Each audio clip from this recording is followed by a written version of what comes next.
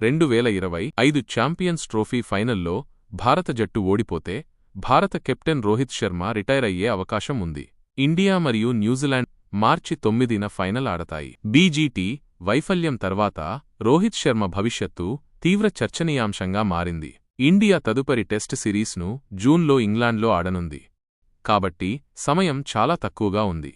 ఈ champions trophy ఫైనల్లో India గెలవకపోతే Rohit retire అయ్యే అవకాశం ఉందని బీసీసీఐ వర్గాలను ఉటంకిస్తూ నివేదిక తెలిపింది.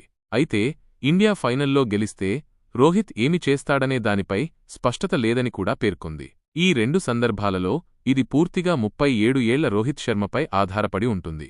మరియు ఇండియా ఛాంపియన్స్ ట్రోఫీని గెలిస్తే అతను ఓడిఐలలో ఆటగాడిగా మాత్రమే కొనసాగే అవకాశం ఉంది.